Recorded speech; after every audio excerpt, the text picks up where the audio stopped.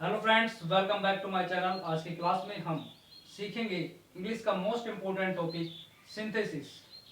दो या दो से अधिक सिंपल सेंटेंस को मिलाकर के एक सिंपल सेंटेंस बनाना या कंपाउंड सेंटेंस बनाना या कॉम्प्लेक्स सेंटेंस बनाना ही सिंथेसिस कहलाता है। हिंदी में सिंथेसिस को हम संश्लेषण कहते हैं और इसकी डेफिनेशन देखते हैं। Of synthesis, the combination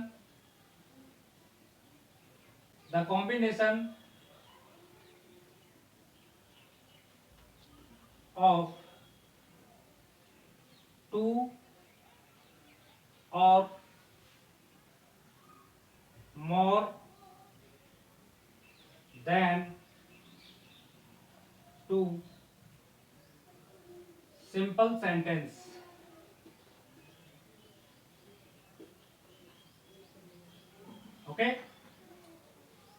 forms a new simple sentence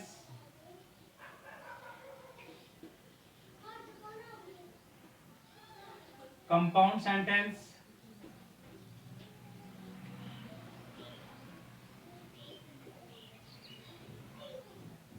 या कॉम्प्लेक्स सेंटेंस।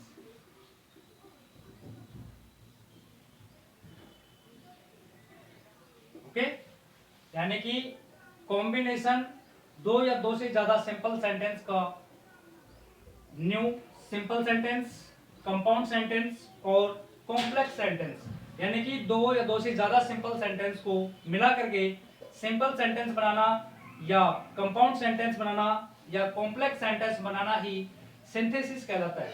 सबसे पहले अब हम ये देखेंगे कि सिंपल सेंटेंस क्या होता है, कंपाउंड सेंटेंस क्या होता है और कॉम्प्लेक्स सेंटेंस क्या होता है। ठीक है, तो सबसे पहले हम देखते हैं simple sentence. Simple sentence, simple sentence, there is a subject, and a finite verb। Okay, यानी कि एक तो सब्जेक्ट होता है सिंपल सेंटेंस में और एक फाइनाइट वर्ब होती है। अब यहां पर हम देखेंगे सब्जेक्ट किसे कहते हैं। सब्जेक्ट जो सेंटेंस में कार्य करता है उसे हम सब्जेक्ट कहते हैं। अब यहां पर हम देखेंगे फाइनाइट वर्ब। अब हम ये समझेंगे फाइनाइट वर्ब किसे कहते हैं। ओके, तो फाइनाइट वर्ब को हम समझते हैं और अच्छे से फिर हम समझेंगे सिंथेसिस के रूल्स, किस प्रकार से हम सिंपल सेंटेंस, दो या दो से ज्यादा सिंपल सेंटेंस को बना करके एक सिंपल सेंटेंस बनाया जाता है। ओके, तो फाइनाइट वर्ब को हम समझते हैं पहले। अब हम देखते हैं फाइनाइट वर्ब यानी कि सिंपल सेंटेंस। सिंपल सेंटेंस किसे कहते हैं। Simple sentence, there is a subject, there is a subject and a finite verb. Okay, किसी सेंटेंस में एक तो सब्जेक्ट होना चाहिए और एक फाइनाइट वर्ब, तो उसे हम क्या कहते हैं, सिंपल सेंटेंस कहते हैं। अब यहां पर हम देखेंगे फाइनाइट वर्ब किसे कहते हैं।